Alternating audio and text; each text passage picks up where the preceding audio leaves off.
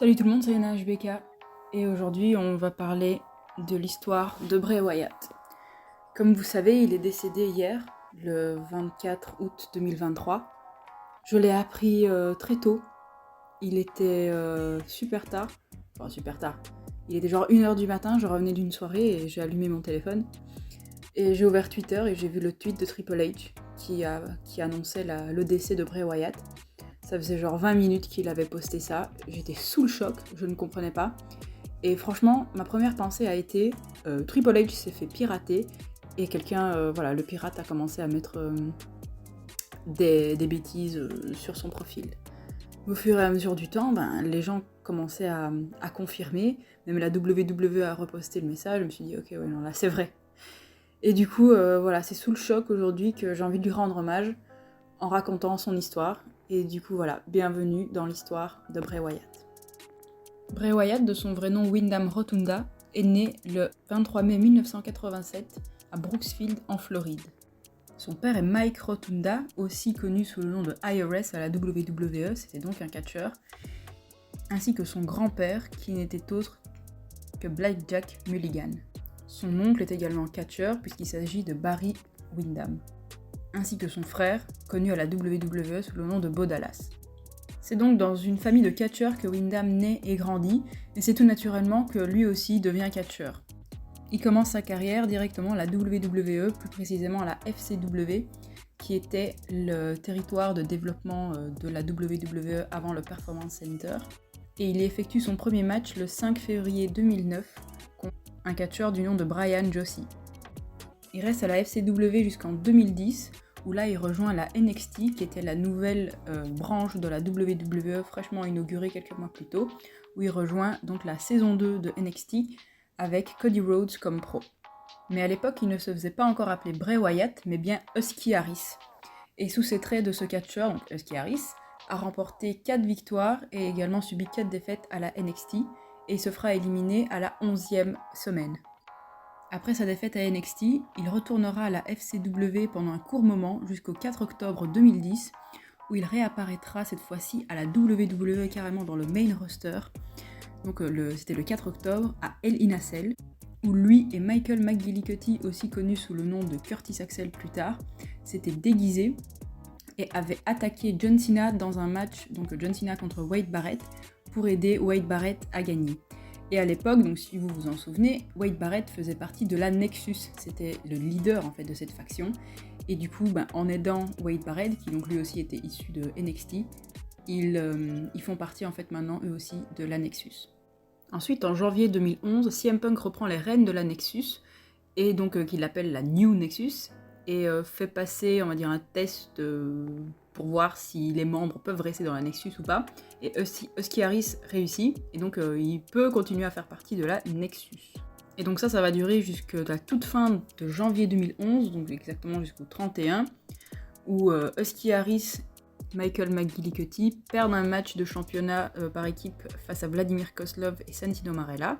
Et ensuite, à la fin du match, Randy Orton arrive et fait un punt kick, donne un punt kick à Husky Harris, et en fait ça permet à la storyline de faire genre que Husky Harris est blessé, et du coup ça permet de l'enlever des shows télévisés pour justifier son absence. Et en fait ils ont fait ça pour permettre à son personnage de retourner à la FCW, donc au territoire de développement, et ce jusqu'en 2012.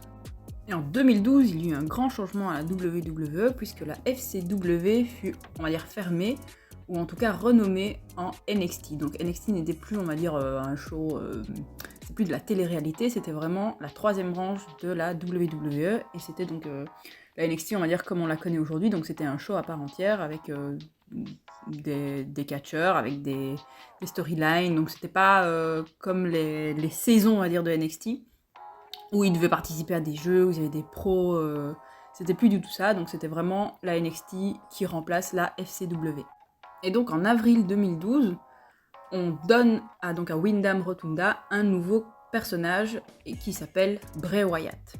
Et donc le Bray Wyatt de la NXT, c'était déjà le Bray Wyatt comme on a pu le connaître après dans les shows principaux. Donc c'était un espèce d'homme du bayou comme ça, un gourou de secte qui recrutait des fidèles. Et donc le premier qu'il a recruté, c'est Feu Luke Harper, qui lui aussi est décédé il y a quelques années maintenant. Et ensuite, il a recruté également Eric Rowan. Et donc, avec ça, il a créé la Wyatt Family, dont Bray Wyatt était le leader, bien évidemment.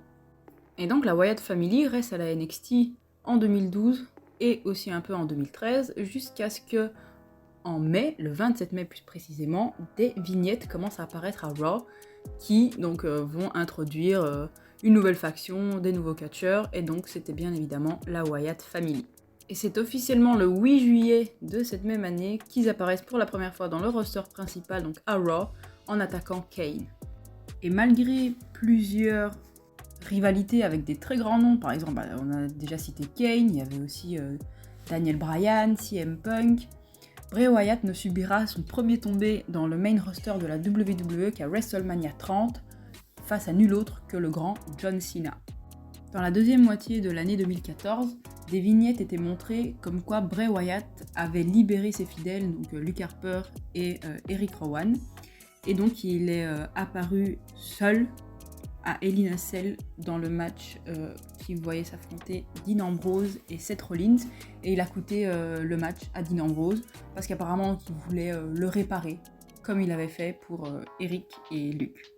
Après le Royal Rumble 2015, il revient et se fait un peu appeler par un nouveau nom, c'est The Face of the New Fear, et va même jusqu'à demander à l'Undertaker de l'affronter à WrestleMania, ce que le Taker acceptera, et il perdra malheureusement donc, son match face à l'Undertaker. À Battleground 2015, Bray Wyatt est réapparu avec Luke Harper, donc reformant la Wyatt Family, mais sans Eric Rowan parce qu'il était blessé. Et cette même année, un peu plus tard dans l'année, il a même introduit un nouveau membre qui n'était autre que Braun Strowman. Faisons un petit bond dans le futur pour arriver à TLC 2016, qui a marqué le premier titre gagné par Bray Wyatt à la WWE en roster principal. Donc ce fut les titres par équipe de SmackDown qu'il a gagné avec Randy Orton. Donc malgré son statut plutôt élevé au sein de la fédération, il aura fallu presque 3 ans, même plus que 3 ans d'ailleurs, pour que Bray Wyatt gagne un titre à la WWE. Ils perdront les titres le 27 décembre, mais le 12 février 2017, Bray Wyatt gagne son premier titre mondial à la WWE à Elimination Chamber, donc dans le match de l'Elimination Chamber, en battant John Cena, AJ Styles, The Miz, Dean Ambrose et Baron Corbin. Mais il perdra rapidement le titre à WrestleMania 33 face à Randy Orton.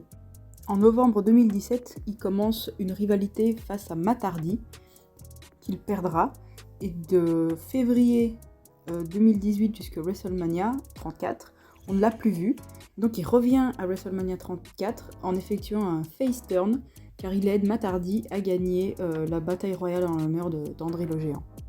Et ensemble, le 27 avril, ils gagneront les titres par équipe de Raw en battant Cesaro et Sheamus. Ils perdent les titres le 15 juin à Extreme Rules et ensuite, on ne verra plus beaucoup Bray Wyatt jusqu'en avril 2019. En avril 2019 sont introduites des vignettes qui présentent la Firefly Funhouse avec un Bray Wyatt un peu changé, avec les cheveux plus courts, la barbe plus taillée et une apparence un peu différente de celle qu'on avait l'habitude de voir. C'était un show pour enfants avec des marionnettes comme ça, avec plusieurs personnages, sauf qu'au fur et à mesure des vignettes, elles devenaient de plus en plus sinistres. Jusqu'au jour où elles ont introduit The Fiend, un personnage un peu monstrueux, comme ça démoniaque, avec un masque, toujours portrayé donc par Bray Wyatt. Bray Wyatt revient officiellement sous les traits de The Fiend le 15 juillet 2019 où il va attaquer Finn Balor. S'ensuit une rivalité avec un match à SummerSlam où Finn Balor est vite battu par The Fiend. Ensuite, The Fiend va attaquer plusieurs Hall of Famers, dont Mick Foley, et il va d'ailleurs adopter son finisher de Mandible Claw. Ensuite, il va débuter une rivalité avec le champion universel de l'époque, Seth Rollins, et ils auront un match à notamment Hell in a Cell, qui est resté un peu dans les mémoires, mais pour les mauvaises raisons. Et on s'en souvient, le match a été stoppé par l'arbitre, donc qui a disqualifié Seth Rollins, alors que c'était un Hell in a Cell match, normalement il n'y a pas de disqualification, Mais cette fois-là, il l'a disqualifié parce que Seth Rollins a frappé Bray Wyatt avec un sledgehammer, alors que ça avait été fait de nombreuses fois par le passé. Mais bon, voilà, c'est comme ça. Et d'ailleurs, le public était très mécontent. Ils étaient vraiment en train de bouer, comme on dit, tout le temps. Toute la scène, ils aimaient pas du tout. Et personne n'a aimé, je pense. Et voilà, et à la fin, The Fiend s'est quand même relevé. Et il a infligé aussi un mandible claw à Seth Rollins. Et le 31 octobre, à Crown Jewel, ils auront un autre match, et cette fois-ci, Bray Wyatt remporte le titre universel. Ce règne en tant que champion universel est notamment connu pour ses 2 ceintures customisées, donc un pour le show Firefly Funhouse et l'autre pour The Fiend. S'en suivra une rivalité contre Daniel Bryan, que Bray Wyatt remportera, et durant cette rivalité, il a notamment eu un match contre The Miz, durant lequel son personnage du Firefly Funhouse fut introduit pour la première fois en tant que catcheur. Après avoir été challengé par Goldberg pour le titre universel, il perd le titre contre ce dernier le 27 février. Ensuite, avec WrestleMania 36 qui approchait, Bray Wyatt a défié John Cena pour un match retour de leur match donc, à WrestleMania 30. Et John Cena a accepté. Et le 5 avril 2020, The Fiend prit sa revanche en battant John Cena. Après WrestleMania, Bray Wyatt lança un challenge à Braun Strowman, donc son ancien coéquipier, qui était devenu champion universel à WrestleMania 36, et donc le challengea pour un match pour le titre. La rivalité culminait à SummerSlam où The Fiend a battu Braun Strowman pour le titre et remporta donc son 2e titre universel. Malheureusement, il n'a pas été champion très longtemps, puisque une semaine plus tard, il a perdu le titre dans un triple threat match entre lui, Braun Strowman et Roman Reigns qui avait effectué son retour peu de temps avant, et il perdit le titre face à Roman Reigns. Après le draft d'octobre 2020, Bray Wyatt recommença sa rivalité avec Randy Orton, qui culmina à WrestleMania 37, où Randy Orton a battu The Fiend avec l'aide d'Alexa Bliss. Peu de temps après, le 31 juillet, il fut renvoyé et on ne le vit plus pendant plus d'1 an à la WWE. Après avoir laissé quelques indices aux fans comme quoi Bray Wyatt pourrait revenir, il revient à Extreme Rules le 8 octobre 2022 à la fin du show. S'ensuivit une rivalité entre Bray Wyatt et LA Knight. Un moment marquant de leur rivalité s'est passé au Raw 30, donc le 30e anniversaire de Raw en janvier 2023, lorsque les deux se firent interrompre par l'Undertaker, et en fait l'Undertaker a effectué un passage de flambeau, on va dire, à Bray Wyatt, donc ce fut un moment très fort et symbolique. Et la rivalité entre les deux prit fin au Royal Rumble, où Bray Wyatt gagna son match contre LA Knight, et malheureusement ce fut son dernier match à la WWE et de sa vie en général, puisque depuis on ne l'avait plus vu combattre, ni à la télévision ni rien, et comme vous le savez, il est mort hier. Après sa rivalité avec LA Knight, il devait en avoir une avec Bobby Lashley, mais malheureusement ça ne s'est pas fait, et en fait il a tout doucement disparu des radars, donc ce qui a fait que la rivalité est tombée aux oubliettes. Depuis ses dernières apparitions télévisées, forcément les fans se sont posé des questions, se sont demandé où était Bray Wyatt, s'il allait revenir, s'il allait bien, et on nous avait dit qu'il avait une maladie, et apparemment qui était assez sérieuse, parce qu'elle pouvait mettre en danger sa vie. Mais franchement, jamais au grand jamais, je pensais qu'il allait effectivement en mourir.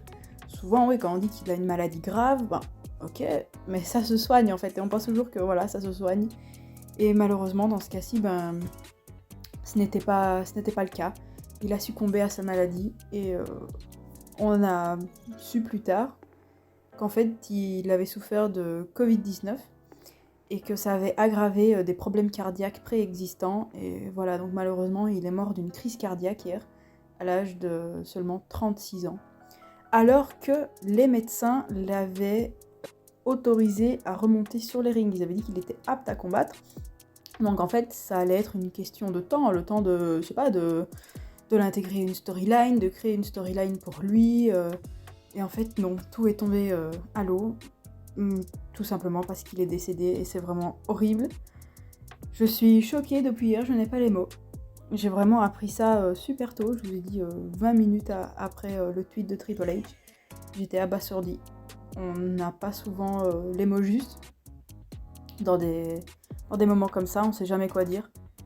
Et malheureusement, c'est ainsi que se termine l'histoire de Bray Wyatt. Grosse pensée évidemment à son frère, son père, sa mère, sa femme Jojo, qui était donc à la WWE, ses enfants, et aussi à ses nombreux fans que nous sommes. On ne l'oubliera pas, la Wyatt Family et Bray Wyatt resteront dans nos cœurs à jamais. Et voilà, c'est ainsi que se termine l'histoire de Bray Wyatt, qui fut un génie créatif, qui a insufflé un vent de nouveauté dans les personnages à la WWE, qui depuis de longues années maintenant étaient un peu ternes, pas vraiment assez relevés.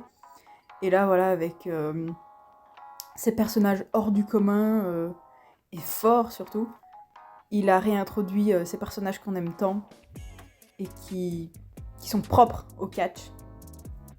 J'espère que vous avez apprécié cette vidéo, que peut-être que vous avez appris des trucs si vous n'avez pas suivi l'entièreté de sa carrière. Et voilà, moi je vous dis à la prochaine pour une nouvelle vidéo et surtout prenez soin de vous. Dites aux personnes que vous aimez, que vous les aimez justement, parce que la vie est courte et voilà, comme Bray Wyatt, on peut partir d'un instant à l'autre. Prenez soin de vous les amis. Salut, salut.